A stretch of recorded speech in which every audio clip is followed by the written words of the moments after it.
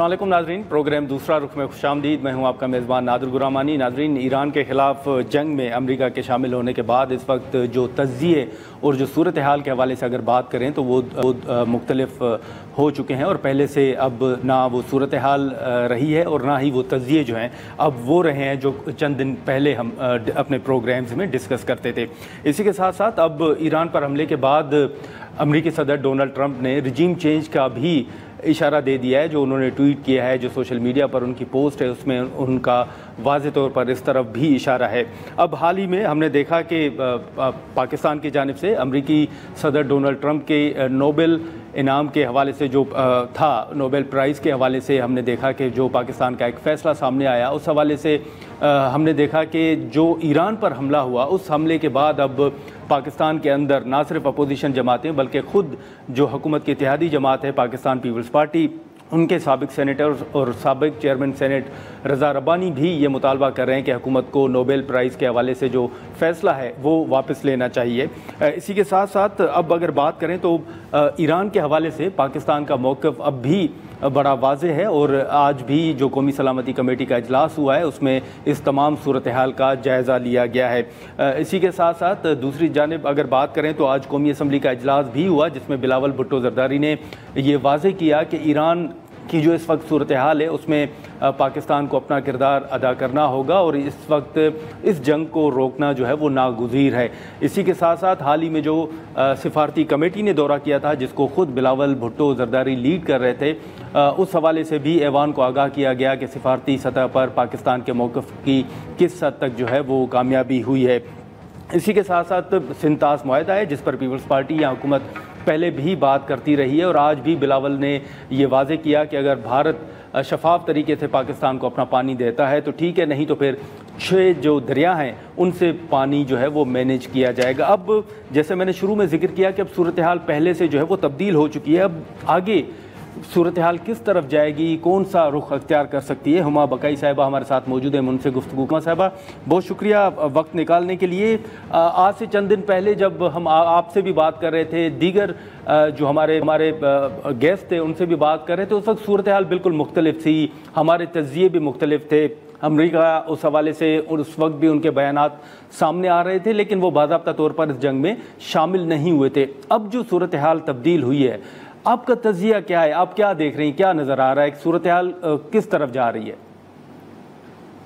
देखिए, बिल्कुल वाज़ेह है कि सूरत हाल ज़्यादा मखदूश हो गई है क्योंकि ज़ाहिर इजराइल को पसे पर्दा तो अमेरिका की सपोर्ट हासिल थी, लेकिन अब तो इस डायरेक्ट अटैक के बाद अमेरिका समझिए जंग का हिस्सा बन गया है, हरीफ बन गया है और उसने डायरेक्टली पहले तो आपने जिस कहा कि न्यूक्लियर इंस्टॉलेशंस पे अटैक किया और अपने मौक़िफ़ को थोड़ा सॉफ्ट किया था कि जी बस अब यहाँ पे सूरत हाल ख़त्म हो गई है, हम न्यूक्लियर इंस्टॉलेशंस को या ईरान के न्यूक्लियर प्रोग्राम को ब्लंट करना चाहते हैं।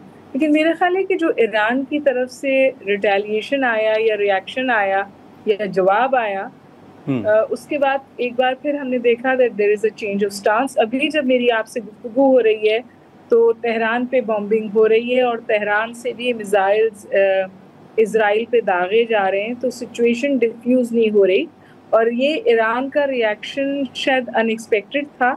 उसके बाद प्रेसिडेंट ट्रंप ने कहा जी कि हमें रजीम चेंज की बात करनी चाहिए क्योंकि ईरान से सख्त स्टेटमेंट आए हैं, जंग आपने शुरू की है, इसको ख़त्म हम करेंगे। पहली दफ़ा स्ट्रेट ऑफ होर्मुज़ की हम लोग बात करते थे, हम लोग कहते थे कि ईरान जो है वो स्ट्रेट ऑफ होर्मुज़ को वेपनाइज कर सकता है और उसको as a tool in warfare use कर सकता है, लेकिन पहली दफ़ा ईरान ने इस हवाले से एक धमकी दी है कि ये सूरत हाल आगे ले जाई जा सकती है। उसके बाद अब अगर आप थोड़ा सा इसको हम अपने कैनवस को समझे वाइड कर दें तो अभी गज़ा में उतनी ही तेज़ी से मैसेकर जारी है, उतनी ही तेज़ी से बच्चों को मारा जा रहा है और वहाँ पर जो फेमिन की सिचुएशन है या कहत की सिचुएशन है वो भी और ज़्यादा ख़राब हुई है। उसके साथ साथ रूस ने यूक्रेन पर सख्त ड्रोन्स के हमले किए, तो वहाँ पे भी एक एस्केलेशन है क्योंकि लार्जर पिक्चर ये है, तो इसके बारे में अटेंशन जो है इंटरनेशनल कम्युनिटी की वो थोड़ी सी कम हुई है। मुझे नहीं समझ में आ रहा ये सिचुएशन ठीक है किस तरफ जा रही है, क्योंकि अगर रशिया और चाइना ज़्यादा प्रोएक्टिव नहीं होते तो फिर मुझे रिस्ट्रेनिंग अथॉरिटी यूनाइटेड नेशंस तो बिल्कुल नहीं नज़र आ रहा, क्योंकि हमने देखा है कि यूनाइटेड नेशंस गजा में तो बिल्कुल टुथलेस हो गया था। ईरान बहरहाल पब्लिक डिप्लोमेसी की तरफ गया है, न्यूटन में से मॉस्को में भी मुलाकातें हुई हैं, कल मैंने और आपने इस्तांबुल में जो प्रेस कॉन्फ्रेंस हुई वो भी देखी। तो ईरान का मुझे लगता है अभी भी एक स्ट्रैटेजिक रिस्ट्रेंट है, वो इस जंग को बहुत फैलाना नहीं चाहता लेकिन साथ साथ जवाब देना चाहता है। ये मुझे उनका क्योंकि उन्होंने डायरेक्टली अमेरिका पे हिट नहीं किया, उन्होंने इजराइल को ही हिट किया। हाँ नहीं, लेकिन ये जो पहले अमेरिकी सदर डोनाल्ड ट्रंप साहब का बयान आया था कि हमने जो टारगेट्स थे उनको निशाना बना लिया है, तो महसूस यूँ हो रहा था कि बस सूरत हाल यहीं पर रुक जाएगी, अब ईरान की तरफ से क्या होना है वो उसका इंतज़ार ज़रूर था। लेकिन अब जो रिजीम चेंज के हवाले से डोनाल्ड ट्रंप बात कर रहे हैं तो ये तो फिर हमें मामला यहीं पर रुकते हुए तो नज़र नहीं आ रहा, अब तो रिजीम चेंज के हवाले से वो बात कर रहे हैं। जी बिल्कुल, मैं यही गुजारिश कर रही थी कि वो नहीं एक्सपेक्ट कर रहे थे कि ईरान इस तौर हिट बैक करेगा इसराइल में, जिस तरह ईरान ने हिट बैक किया इसराइल में। फिर मेरा ख्याल है वहाँ एक चेंज ऑफ हार्ट है कि जब तक ये रिजीम है हम अपने अहदाफ हासिल नहीं कर सकते। लेकिन मेरे ख्याल है कि ट्रंप भी बहुत वीक विकेट पे खेल रहे हैं, क्योंकि बहुत सख्त क्रिटिसिज्म है अमेरिका के अंदर भी इस हवाले से। इसी तरह यूरोपियन स्ट्रीट्स जो हैं वो भी इस मतलब ओवरऑल एक ग्लोबल आउटरीच है कि जी किस तरफ आप दुनिया को ले जा रहे हैं, कितनी खतरनाक दुनिया में हम होंगे इस वक्त, क्योंकि आप एक्चुअली ये मैसेज दे रहे हैं दुनिया को कि एनपीटी का हिस्सा होना गुनाह था। क्योंकि अगर आप एनपीटी का हिस्सा ना होते तो ईरान आज ये सब कुछ फेस ना करता और कब का न्यूक्लियर पावर बन चुका होता, जिस तरह दीगर ममालिक बने। पाकिस्तान और इंडिया ने कभी भी न्यूक्लियर एनपीटी साइन नहीं की, आज दोनों न्यूक्लियर पावर्स हैं, नॉर्थ कोरिया न्यूक्लियर पावर है। तो जो मैसेजिंग है वो बहुत गलत है कि अगर आप कलेक्टिव सिक्योरिटी और ग्लोबल पैराडाइम्स का हिस्सा बनते हैं तो वो आपकी गर्दन का तौक बन जाता है, वो आपके लिए मसले खड़े करता है। और जितनी भी थ्रेशोल्ड न्यूक्लियर पावर्स हैं वो ये सोच रही होंगी जी कि सर्वाइवल तो इसी में है कि आप न्यूक्लियर पावर बन जाएं। अगर ईरान डिक्लेयर्ड न्यूक्लियर पावर होता तो क्या सूरत हाल इसी तौर होती जिस तौर आप इस वक्त देख रहे हैं। नहीं, लेकिन अब जो जैसे चीन और रूस का आपने जिक्र किया हुमा साहिबा, इसमें पाकिस्तान के हवाले से भी चले, अपोजिशन का तो एक अपना मौक़िफ़ है, हुकूमत की पॉलिसीज़ पर वो तनकीद करती रहती है, लेकिन ओवरऑल आपको क्या नज़र आ रहा है कि सऊदी अरब हो, चीन हो, रूस या ख़ास तौर पर पाकिस्तान का मौक़िफ़ जो ईरान के हवाले से वो तो बड़ा वाज़ेह है। देखिए, चीन और रूस रॉक सॉलिड ईरान के पीछे खड़े हैं, लेकिन क्या ईरान के पीछे खड़ा, अभी तक तो देखिए ईरान ने एक बहुत वाज़ेह मौक़िफ़ दिया है। ईरान ने कहा है कि हमें किसी अस्करी मदद की ज़रूरत नहीं है, हम इसको खुद ही हैंडल कर सकते हैं। लेकिन हो सकता है कि बैकडोर मदद हो रही हो या बैकडोर सपोर्ट हो। रशिया से तो डेफिनेटली बैकडोर सपोर्ट है, रशिया को अपना अलाय कहता है ईरान ओपनली, और चाइना ने भी मैसिव इन्वेस्टमेंट किया हुआ है ईरान। तो hitting Iran is hitting China. मैं अभी भी इसको लार्जर कॉन्स्ट्रक्ट में अमेरिका का चाइना से मुखासमत की एक्सटेंशन देखती हूँ, जिसमें वो इजराइल को भी प्लीज कर रहा है। इजराइल का जो कुछ गजा में हो रहा है उस पर से भी अटेंशन हट गई है। तो इन सम वेज इजराइल अभी इस सिचुएशन से बेनिफिट कर रहा है। लेकिन अगर एस्केलेशन होती है और ईरान से हिटिंग बैक ऐसी हो जाती है जो इजराइल के लिए तकलीफ दे साबित हो, क्योंकि इजराइल के अंदर भी बहुत इस वक्त रिजेंटमेंट है, उनके जो सेफ हाउसेज हैं या बॉम्ब शेल्टर्स हैं वहाँ पर ये सवाल जवाब हो रहा है कि जी क्या करें क्या ना करें। तो मैं समझती हूँ ओवरऑल एक ट्रिकी डिफिकल्ट सिचुएशन आपको नज़र आती है, जिसमें से वे फॉरवर्ड नहीं नज़र आ रहा, क्योंकि जो मीडिएटिंग एंटिटीज थी वो गैर फाल हो गई हैं। जब मीडिएटिंग एंटिटीज गैर फाल हुई थी तो दूसरी जंग अजीम हुई। ठीक है, लेकिन हुमा साहिबा, आपको याद होगा कि जो वाइट हाउस में एक अहम मुलाकात हुई, उस मुलाकात के बाद कुछ मीडिया आउटलेट्स ने ये रिपोर्ट किया कि अमेरिकी सदर ने मंजूरी दे दी है ईरान पर हमले की। फिर डोनाल्ड ट्रंप ने खुद ही उसकी तरदीद भी की और कहा कि मैंने अभी मंजूरी नहीं दी, और साथ में फिर ऑन रिकॉर्ड कुछ चीज़ें आ गई कि 2 हफ्तों के बाद मैं फैसला करूँगा। ये 2 हफ्तों के कह के 2 दिन के बाद ईरान पर हमले जी ये तो this was creating war fog. और मेरी जितने भी लोगों में से ईरान में बात हुई है वो ये कहते हैं कि हमें एक लम्हे के लिए भी ये इबाम नहीं था कि ये हमला नहीं होगा। और ये तो एक वॉर फॉग क्रिएट की थी उन्होंने। Nobody in Iran believed president Trump कि वो ये हमला नहीं करेंगे। उन लोग ईरान में लोगों का ख्याल था कि ये हमला जरूर होगा। और जो दीगर मुबस्सिरीन थे वो भी समझ रहे थे कि ट्रम्प थोड़ा सा, जो वो कहते हैं ना, truth is the first casualty of war, एक वो फॉग क्रिएट कर रहे हैं, कंफ्यूजन, स्ट्रैटेजिक कंफ्यूजन क्रिएट कर रहे हैं। लेकिन हिट करने का उनका बिल्कुल वाज़ेह इरादा था। और जिस तरह का मैसिव तैयारी के साथ अटैक हुआ है वो भी मैं समझती हूँ कि it could not have happened अगर उसकी पहले से तैयारी ना हो या ऑल लूज एंड्स टाइट। लेकिन देखिए एक काउंटर नैरेटिव भी आ रहा है। काउंटर नैरेटिव ये है कि बहुत बड़ा कोई नुकसान नहीं हुआ ईरान का। और बहुत सारे लोग कह रहे हैं कि शायद जो उनकी अपनी कोर कैपेसिटी थी वो वहाँ से ऑलरेडी हटा चुके थे। ये बात हम अच्छी तरह जानते हैं कि जो भी कमज़ोर थ्रेशोल्ड न्यूक्लियर स्टेट्स होती हैं वो कभी भी अपनी स्टेटेड जगह पर अपनी कोर कैपेसिटी कैपेबिलिटी को नहीं रखती हैं। और ईरान भी ये कह रहा है कि हमने वहाँ से, हमें कोई बड़ा नुकसान नहीं हुआ है। और फिर आप देखिए कतर ने तो सबसे पहले और IAEA ने फौरन बात कह दिया कि कोई प्रोलिफरेशन नहीं हुई है, क्योंकि जो मटेरियल होता है एयर में उसकी वो लेवल्स नहीं गए। लेकिन आप मुझे प्लीज ये बताइए कि कितना रिस्पॉन्सिबल है ये एक बहुत बड़ा मुल्क जो एक ग्लोबल सुपर पावर है, जो एक्चुअली जो साइट्स हैं, जो न्यूक्लियर साइट्स हैं, उन पे अटैक कर रहा है। अगर वहां से प्रोलिफरेशन हो जाता, हुमा साहिबा माजरत आपकी बात काट रहा हूँ जी, तो मैं समझती हूँ ये जो लोगों ने कहा है कि ये अनकॉन्स्टिट्यूशनल था, ये इलीगल था, ये अनकॉन्स्टिट्यूशनल था, ये इररिस्पॉन्सिबल था।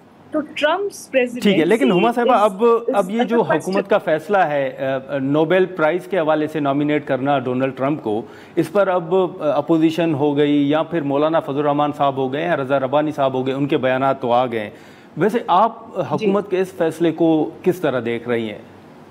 वैसे फ्रैंकली स्पीकिंग मेरा थोड़ा सा इसमें डिफरेंट पॉइंट ऑफ व्यू है। मेरा ख्याल है जो पाकिस्तान ने नोबेल पीस प्राइज के लिए पिच किया था प्रेसिडेंट ट्रम्प को, तो it was largely in the context of Kashmir and India Pakistan. क्योंकि देखिए ये इस साउथ एशिया में अमन लाने के लिए सबसे पुराना कॉन्फ्लिक्ट है, डीप सीटेड कॉन्फ्लिक्ट है। पूरे साउथ एशिया का अमन उससे समझिए जुड़ा हुआ है। और इंडिया ने उस सिचुएशन को बिल्कुल अलग सूरत हाल पे वो ले गया था। उन्होंने कहा था कि कश्मीर तो अब कोई इशू ही नहीं है, अब कश्मीर है पाकिस्तान ऑक्यूपाइड कश्मीर, यानी जो हमारे पास कश्मीर है उसको हमें वापस लेना है, जो हमारे पास कश्मीर है वो कोई इशू ही नहीं है। और उसके साथ साथ वो जो थे वो तकरीबन एक वॉरिंग सिचुएशन पे आ रहे थे। अगर पाकिस्तान उनको इतना सख्त जवाब ना देता तो मेरा ख्याल है कि सिचुएशन पाकिस्तान के लिए भी बहुत तकलीफदेह हो गई थी। तो लार्जली मेरा एक थोड़ा सा ये मौक़िफ़ है कि जो लार्जली ये आया, ये इंडिया पाकिस्तान के कॉन्टेक्स्ट में आया। और इंडिया पाकिस्तान के कॉन्टेक्स्ट में नोबेल पीस प्राइज हासिल करने की मनमोहन सिंह भी तमन्ना रही है उनको कि ये हो जाए, उन्होंने भी कोशिश की है, ओबामा का भी एक रास्ता। चलें ठीक है हुमा साहिबा, बहुत शुक्रिया आपका वक्त निकालने का। नाज़रीन, हुमा साहिबा की गुफ्तगू आपने सुनी। अब कल हमने देखा कि मौलाना साहब ने हुकूमत के फ़ैसले के हवाले से अपने तहफ़्फ़ुज़ात का इज़हार किया और अपनी राय का इज़हार भी किया। और आज साबिक़ चेयरमैन सेनेट जो हैं रज़ा रब्बानी साहब, उन्होंने भी हुकूमत के इस फ़ैसले से इख्तिलाफ़ किया है और कहा है कि हुकूमत को ये फ़ैसला जो है वो वापस लेना चाहिए। हम यहाँ पर एक मुख्तसर सा ब्रेक लेते हैं और ब्रेक के बाद PTI की सीनियर रहनुमा शानदाना गुलजार साहिबा हमें ज्वाइन करेंगे। प्रोग्राम में एक बार फिर खुशामदीद। नाज़रीन, आज कौमी असम्बली में बिलावल साहब ने जब खिताब किया तो उस वक्त अपोजिशन लीडर साहब उमर अयूब साहब भी बात करना चाह रहे थे और वहाँ पर हमने देखा कि हाथापाई के हवाले से भी कुछ खबरें सामने आईं। फिर पाकिस्तान तहरीक इंसाफ का एक मौक़िफ़ है ईरान के हवाले से, पाकिस्तान की जो खारजा पॉलिसी है उस हवाले से भी इसी इशू पर हम गुफ्तगू करते हैं। शानदाना गुलजार साहिबा हमारे साथ मौजूद हैं। शानदाना साहिबा, बहुत शुक्रिया वक्त निकालने का। आज एक तो कौमी असम्बली के अंदर क्या हुआ ये बताइएगा, और दूसरा ये जो ईरान के हवाले से सूरत हाल इस वक्त हमारे सामने है, उस हवाले से पाकिस्तान का एक वाज़ेह मौक़िफ़ भी सामने आ चुका है। PTI को इस हवाले से क्या तहफ़्फ़ुज़ात हैं, आपकी तजावीज़ क्या हैं? शुक्रिया नादिर, आपने तो बहुत सारे सवाल इकट्ठे पूछ लिए। मैं पहले सवाल से शुरुआत करती हूँ। बिलावल अभी नून लीग के मेंबर्स के साथ, फॉर्म 47 वालों के साथ सारा यूरोप घूम आए, अमेरिका घूम आए, अवाम के पैसों पे इस गर्मी में first class flights, first class hotels, और कहते हैं कि हमने बड़ी सफारतकारी की है। और सफारतकारी का नतीजा ये था कि डोनाल्ड ट्रंप को इन्होंने नॉमिनेट किया नोबेल पीस प्राइज के लिए, और उसके 24 घंटे बाद डोनाल्ड ट्रंप ने प्रीएम्प्टिव स्ट्राइक किया ईरान पे, वहां पे बेगुनाह लोगों को मार दिया। शुक्र है न्यूक्लियर वेपन्स वहां नहीं थे, लेकिन अगर होते तो आप खुद सोचते कि उस वक्त क्या होता दुनिया में। पहली बात। दूसरी बात, इन्होंने जो हमाकत की है डोनाल्ड ट्रंप को नॉमिनेट करने से पहले, ये लोग लोकल बूट पॉलिश ये थे, लोकल चेरी ब्लॉसम थे, अब माशाल्लाह इन्होंने इंटरनेशनल डिग्री ले ली है बूट पॉलिशिंग में। It is colossal embarrassment, failure तो दूर की बात है, it's an embarrassing to have these people in the government. दूसरा, इन लोगों ने अभी तक मरियम से, नवाज से, जरदारी के मुंह से मोदी का अल्फाज नहीं निकला। मोदी ने जो ईरान के साथ किया, जो पाकिस्तान के साथ किया, उस पर कोई नहीं बोलता, कोई तबसरा नहीं करता। तो उनके पास रह क्या जाता है बोलने को? बिलावल की लुब लुब आप सारी तकरीर, इमरान खान इमरान खान इमरान खान इमरान खान इमरान खान, शुक्र अल्हम्दुलिल्लाह वो बेगुनाह बैठा हुआ जेल में, और इन सब की असेंबली में फेंटी लगाई गई कि इनकी जानें निकली हुई होती हैं कि ये निकलना है और हमारी हालत खराब ना हो जाए। Budget a colossal failure, their international diplomacy and international embarrassment. So assembly में हाथापाई या बदतमीजी हुई, इन लोगों ने गालियां शुरू कर दी इमरान खान को। इसके जो चमचे और खर्चे हैं पीपल्स पार्टी वाले, उन्होंने गालियां शुरू कर दी। इनको शर्म हया नहीं है। ऐसे ऐसे लोग हैं पीपल्स पार्टी में जो लोगों के कब्रिस्तानों पे बिल्डिंगें बना रहे कराची में। ये हमें सिखाएंगे कि पॉलिटिशियन क्या होता है, एमएनए क्या होता है, एमपीए क्या होते हैं। निसार जट साहब के पीछे आए मारने को, इकबाल अफरीदी के पास आए। इकबाल अफरीदी वो एमएनए है जो आए दिन उसके हल्के में मोटर्स और ड्रोन्स गिर रहे हैं, उनके लोगों को मारा जा रहा है। वजीरिस्तान की कोई बात नहीं करता। बिलावल की हिम्मत नहीं है कि डिफेंस मिनिस्ट्री से पूछे बगैर वजीरिस्तान के कताल की बात करे, और ये हमें सिखाएंगे पार्लियामेंट्री पॉलिटिक्स। ये लोग पैदा भी नहीं हुए थे जब ये इमरान खान ने पाकिस्तान का नाम रोशन किया था। सो हाथापाई इसलिए कि गाली देंगे तो फिर मार जरूर खाएंगे, ये याद रखें। ये इमरान खान को गाली देंगे और हम इनकी शक्लों को देखते रहेंगे। एक तो चोर है, बदअमल है, और ऊपर से ख्याल है कि इमरान खान को इंसल्ट करेंगे। Not acceptable. ठीक है शाहजाना साहबा, ये मौलाना साहब ने भी, ये जो नोबेल पीस प्राइज़ के हवाले से आपने बात की, उस हवाले से मौलाना साहब ने भी मुखालफत की है। आज रज़ा रब्बानी साहब ने भी इस फैसले की मुखालफत की है। पीटीआई भी ये पार्लियामेंट के अंदर डिमांड करेगी कि हुकूमत जो है वो फैसला वापस ले, या कोई मोशन वगैरह आप मूव करेंगे? देखिए, मुझे तो नहीं पता कि पीटीआई क्या करेगी, बट बिल्कुल पीटीआई, मैं तो आपको सियासी बसीरत कहूँगी कि पीटीआई को बिल्कुल ये मोशन नहीं मूव करना चाहिए। इनको सेविंग फेस की बिल्कुल इजाजत मत दे। शाहबाज को, बिलावल को, इन सब को अपनी एम्बैरसमेंट फेस करने देगा। एक मुस्लिम मुल्क पे बम बरसाए गए और आप उसको नोबेल पीस प्राइज दे रहे हैं। चलो आप उसको नोबेल साइंस एंड फिजिक्स से देते, केमिस्ट्री देते, that still made more sense. America में कहीं ना कहीं तो रिसर्च अभी भी हो रही है, research on development for piece for bombing. I mean देखिए, एक बेवकूफी होती है ना, और एक डफरपन होता है। ये वो डफरमान की हर डिग्री उन्होंने ले ली है। मैं तो कभी भी पीटीआई को नहीं एडवाइस करूंगी, बल्कि अपनी सीनियर्स को कहूंगी कि बिल्कुल आपने हाउस में रेजोल्यूशन टेबल नहीं करनी। ये खुद अपनी एम्बैरसमेंट को कवर करें और ये खुद इसको विड्रॉ करें।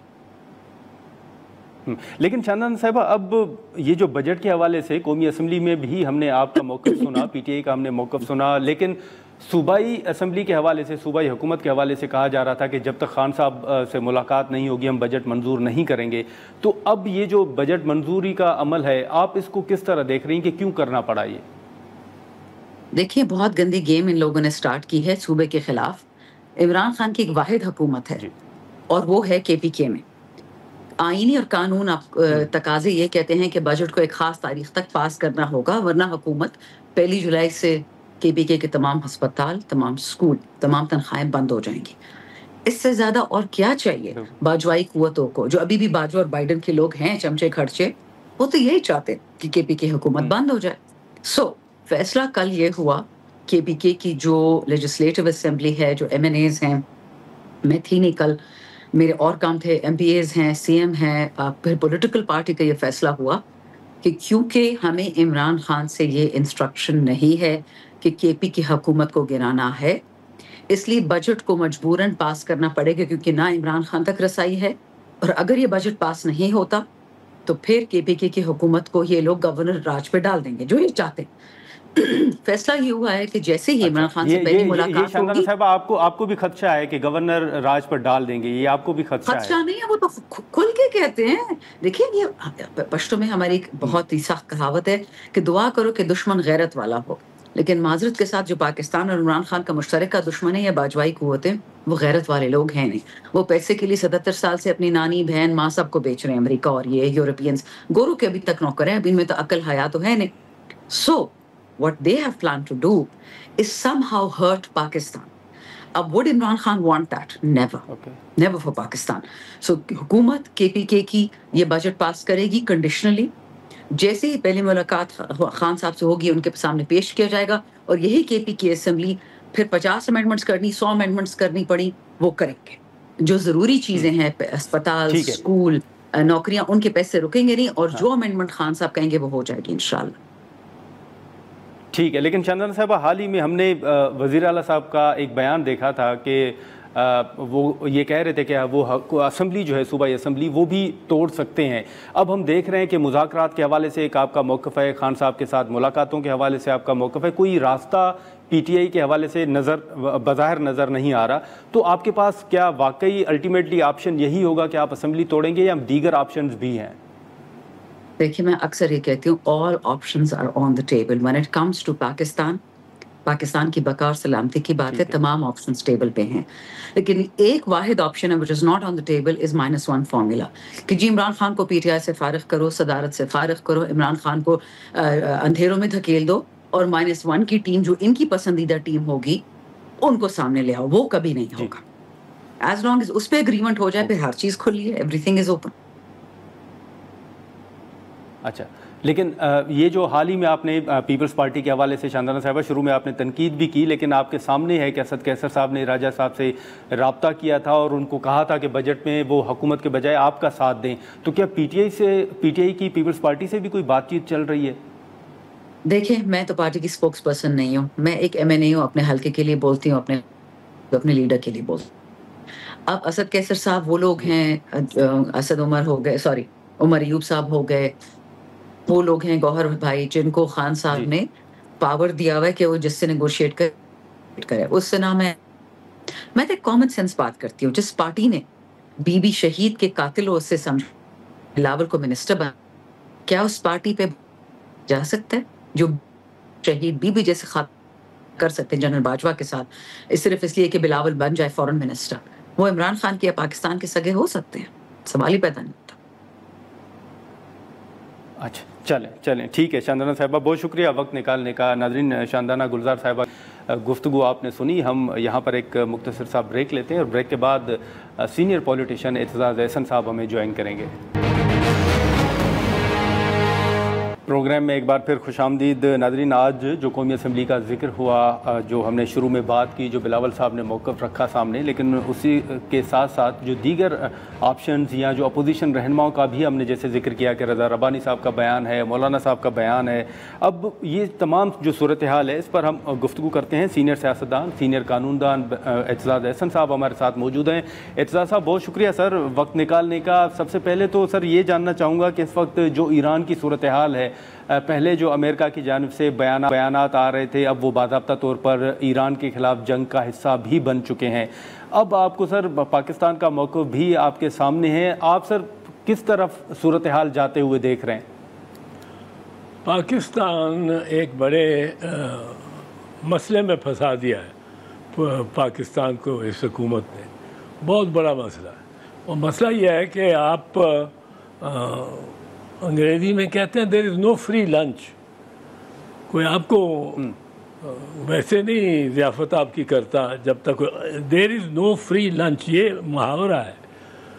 तो लेकिन हम लंच पे चले गए और वहाँ उन्होंने बड़ी हमारे से मोहब्बत दिखाई, बड़ी उन्होंने तारीफ़ें की, पाकिस्तान की भी, ट्रंप ने भी की और दूसरे उनके वज़रा ने भी, और बड़ा हमें अपना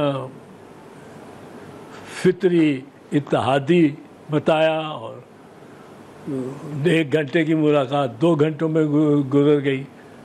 अब हुकूमत ने इस खुशी में कि मार्शल साहब को ये सारा इतना वार्म वेलकम हुई, उन्होंने ट्रंप को इस मीटिंग के बाद अनाउंस कर दिया कि हमारा कैंडिडेट है, उसका नाम हम दे रहे हैं for the Nobel prize, Nobel peace prize, Nobel peace prize.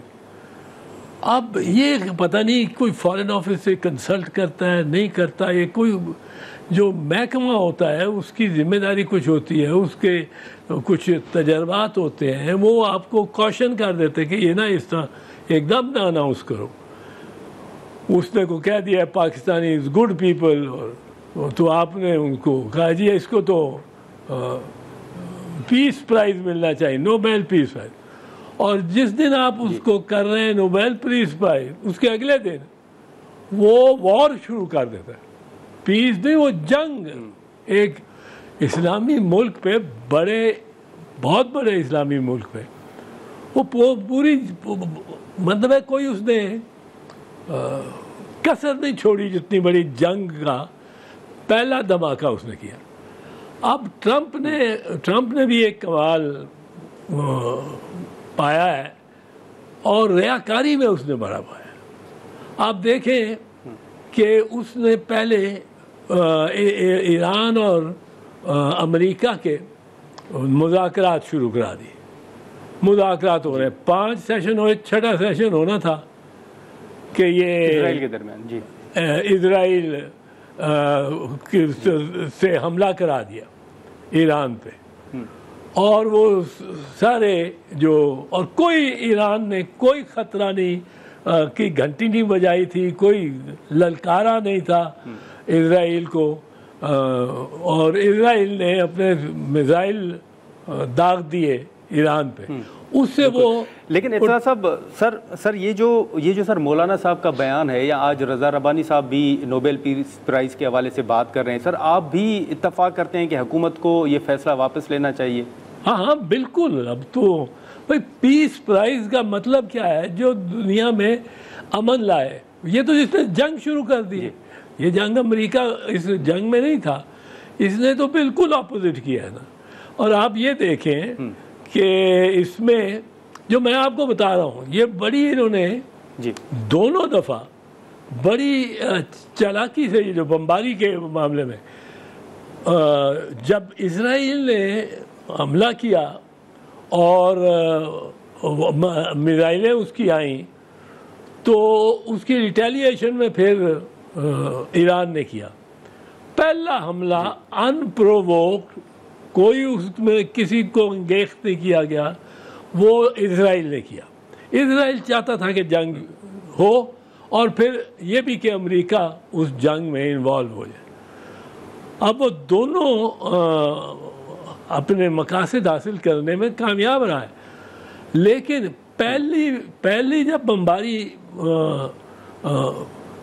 Israel ने की, उस वक्त ये तस्सुर दिया जा रहा था कि ये बातचीत चल रही है और शायद 6वें या 7वें या 8वीं नशिस्त में इस प्रकार ये समझौता कर लेंगे, अमेरिका ईरान का कोई, ठीक है। अब उसमें एक मिनट अब उसके दौरान जब वो कंफर्टेबल बैठे हैं, कुछ बेध्यान होके बैठे हैं ईरानी, तो इजराइल ने मिसाइल फेंक दिए। अब दूसरी दफ़ा देखें, दूसरी दफ़ा ट्रंप खुद कहता है मैं हफ्ता 2 हफ्ता लगाऊंगा फैसला करने, यानी शाम को कहता है कि मैं हफ्ता 2 हफ्ता लगाऊंगा, अभी मैंने फैसला नहीं किया कि ईरान पे बमबारी करनी, और उसी रात कर दिया।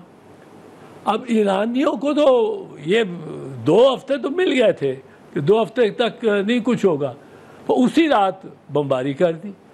और वो जो ये B-52s का ये मिशन जो है कि दुनिया के बिल्कुल दूसरी तरफ से वो आए हैं और यहाँ उन्होंने किया, इसके लिए अमूमी जो कह रहे हैं, बता रहे हैं एक्सपर्ट, कम से कम 1 महीने की तैयारी की होगी।